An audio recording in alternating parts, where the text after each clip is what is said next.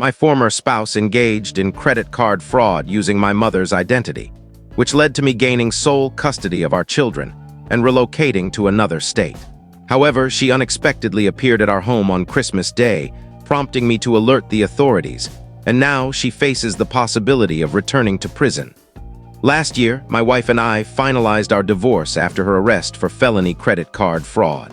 She ultimately pleaded guilty to a reduced charge.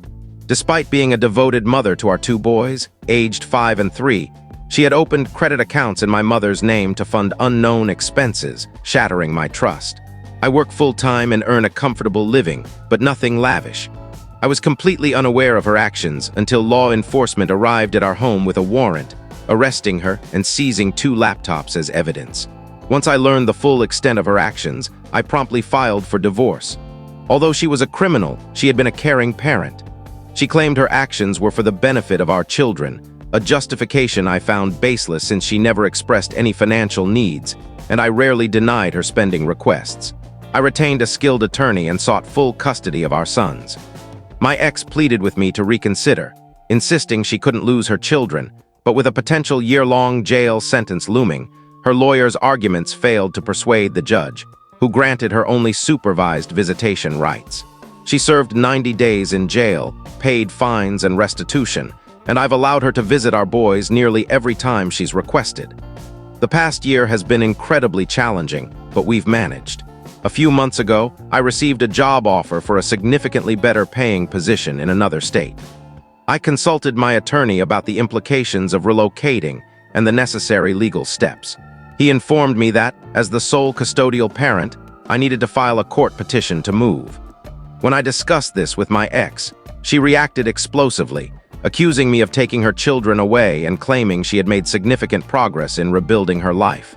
She vowed to fight me fiercely. Nevertheless, I filed the petition, received court approval, and accepted the job.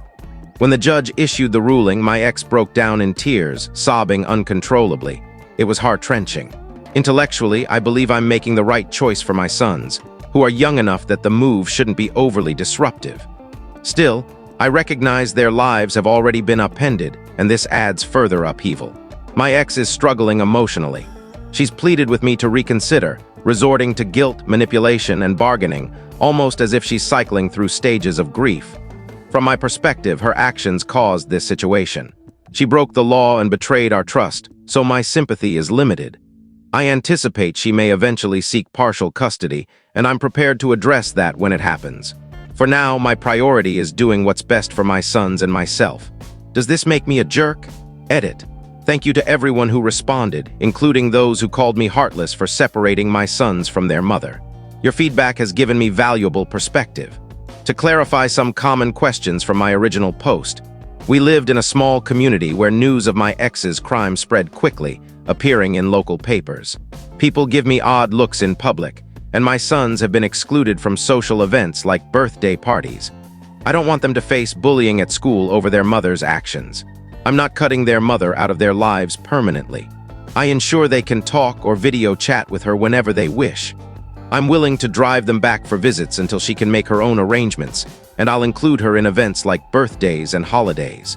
I recognize that my sons and I need therapy to process this. Mental health resources were limited in our previous area, but my new job provides access to on-site childcare and counseling services for us, which we wouldn't have had otherwise. The schools in our new area are also far superior. If my ex stabilizes her life and moves closer, I'd support it. If she meets the requirements to petition for shared custody, I won't oppose her. But for now, I'll adhere to the court's supervised visitation ruling. I've also chosen not to pursue the court-ordered child support, as we don't need it. To those emphasizing that she's their mother, I agree, and she always will be. I remind my sons daily that she loves them deeply and wishes to be with them as before. Despite my anger and resentment, I strive to ensure my feelings don't affect their relationship with her. Update 1. Many people requested an update, so here it is. I accepted the new job and relocated with my sons. We've been settling in well over the past month. My boys love our new home, have befriended neighborhood kids their age, and my job is going wonderfully. I couldn't have hoped for a smoother transition. Both boys are enrolled in an excellent therapy program, and we're attending family counseling together. They're adapting remarkably well, and I'm incredibly proud of their resilience. We've made 2 trips back to visit their mother, who is still navigating her probation restrictions. We also have frequent video calls with her. My sons don't fully understand why she isn't with us, but they seem to accept this as their new reality. In contrast, my ex is struggling. She's furious with me, believing I'm deliberately keeping her children from her. She's frustrated with the slow court process for relocating, feels I'm not driving the boys to see her enough, and thinks I'm sidelining her in their lives. During our last visit, she complained about these issues, and I reminded her that her actions led to these consequences. She accused me of kicking her while she's down and stealing her children. I pointed out how well our sons are doing and how happy they are, suggesting she should take pride in their strength. She then begged me to move back, citing uncertainties about her ability to relocate. I made it clear that wasn't an option, but offered to assist with her court process if possible. I also noted that I haven't pursued the child support she owes, emphasizing that the boys are thriving in their new environment. Every video call ends with her pleading for me to return, and I consistently say it's not happening. I'm not emotionless. I feel for her distress, but seeing my sons happy with their new friends reinforces that I made the right choice, regardless of the impact on her. Comments where Op responded. Comment 1. Did your ex ever explain where the unaccounted cash went? That's a major trust issue, especially regarding the kids. Encourage her to seek therapy and press her to provide evidence of where the money went. Op, she's vaguely mentioned spending cash on designer clothes and other luxury items, but it doesn't add up to the full amount. I remain skeptical of her claims. Comment 2. Have you ruled out drug use or an affair? Can designer stores even accept cash? In a small town, was there a legitimate retailer nearby, or did she use prepaid cards for online purchases? Op. She passed all drug tests, and an affair would be hard to conceal in our small town without gossip spreading. Comment 3. Can she move to your new location, or is she restricted by probation? If she's free to relocate, suggest she save for an apartment and job there. Op. She's working through the courts to see if her probation allows a move. It's a slow process, and she's only in the early stages. Update 2. I have sole custody of my 2 sons from my marriage to my ex-wife. See previous posts for background. I anticipated the holiday season would be challenging due to our distance. For Thanksgiving, I drove the boys to spend the holiday with her. During that visit, I discussed Christmas plans, explaining that due to potential winter weather and the ongoing health crisis, I preferred not to drive them again so soon. She was upset, accusing me of isolating her from the kids, despite my long drive for Thanksgiving. I told her this wasn't negotiable, but offered video calls on Christmas Eve and morning so she could see the boys open her gifts. On Christmas morning, she didn't answer my calls, and eventually her phone went to voicemail.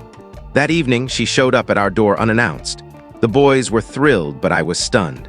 I briefly considered not letting her in, but seeing their excitement, I allowed her to stay. Once things settled, I asked why she came without warning. She said she couldn't bear a Christmas without them and drove to see them. When I asked if she had permission from her probation officer, she claimed she did. She asked to stay the night, as she hadn't booked a hotel, and I let her use the guest room. That night, I emailed her probation officer to verify her story. Since it was the holiday weekend, I didn't hear back immediately. She left the next day. On Monday, the probation officer responded, requesting more details, which I provided. Days later, my ex called, furious, accusing me of trying to send her back to jail to keep the kids from her. She hadn't obtained permission to travel and now risks incarceration. She believes I acted maliciously, though that wasn't my intent. I can see why she perceives it that way. Does contacting her probation officer make me a jerk? Next story. My ex-wife refused to allow our son to take allergy medication for my new wife's dog, so we rehomed the dog. Then, she got a dog at Christmas and began giving him the same medication she previously opposed, prompting me to seek full custody out of spite. I share 50-50 custody of my son from my first marriage, alternating weeks. My current wife, who has 2 daughters, previously worked in another state. We dated long distance, and I saw her every other week during work trips. My son met her and her daughters multiple times, and we proceeded cautiously, marrying only after the kids were comfortable. 3 months ago, my wife relocated here, and we purchased a home together. Her daughters are still adjusting and aren't entirely happy. The issue involves my ex, my son, and my wife's 6-year-old German Shepherd. My son had met the dog before without problems. But after my wife brought the dog to our new home, he developed mild allergic reactions, red eyes and sniffles, confirmed by an allergist. My ex went ballistic, demanding the dog be removed and refusing to allow antihistamines. I spent $40,000 renovating our basement into a separate, high-quality living space for my son, equipped with air purifiers and rigorous cleaning. Despite this, my ex would take him back to her house if he showed any discomfort, even during my custody time. Influenced by her, my son issued an ultimatum, him or the dog. This was heartbreaking, as my wife and stepdaughters are deeply attached to the dog. My wife began regretting our home purchase, but were financially committed. I thought the basement was a fair compromise, but my ex continued to interfere, claiming I was prioritizing the dog over my son's health. I'm exhausted by her control over my life and refuse to make my wife and stepdaughters give up their pet. Am I the jerk?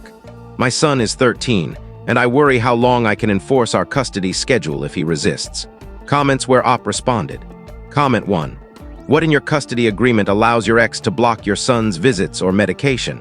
She's not your wife anymore and shouldn't control your home as long as you're ensuring your son's safety, like spending $40,000 on a separate space. Op, the agreement requires both parents' consent for medical decisions. My ex believes in conspiracy theories which my son is starting to adopt. Comment 2, not the jerk, I think. The allergy sounds mild, and you've gone above and beyond. He's 13, not a toddler, and can take medication for sniffles. It's unfair to expect your wife to give up her dog for this. Your ex is overstepping by exaggerating the issue to your son. Have you talked to him one-on-one? Op, the allergy is mild, as the allergist confirmed. My ex has convinced my son it's worse, causing confusion. I've tried talking to him, but he sides with his mother. Update 1. This situation is tearing my family apart. My son is now 14. When I married my current wife over a year ago, we ensured the kids were on board. After moving in together, my son developed mild allergies to my wife's German Shepherd, despite no prior issues. The doctor recommended antihistamines, but my ex refused to allow them. I spent heavily to renovate our basement into a dog-free space, but it wasn't enough. My son, influenced by my ex, demanded we choose between him and the dog. After months of conflict, we reluctantly rehomed the dog to avoid making my son feel neglected. My stepdaughters were heartbroken but understanding. Then, at Christmas, my ex got a dog and began giving my son antihistamines without objection. My wife and stepdaughters felt betrayed, and their anger toward my son caused constant fighting. My son avoids discussing it, and my ex has been dismissive. Family therapy isn't an option, as my ex opposes it. I'm saving to modify our custody agreement, as her control over medical decisions is problematic. I feel betrayed by my son, though I know he's caught in the middle, and his attitude has been disappointing. Additional info. I think people are too harsh on my son. I don't believe he intentionally schemed to remove the dog and then contradict himself. With a mother like my ex, I understand why he overreacted to the allergies.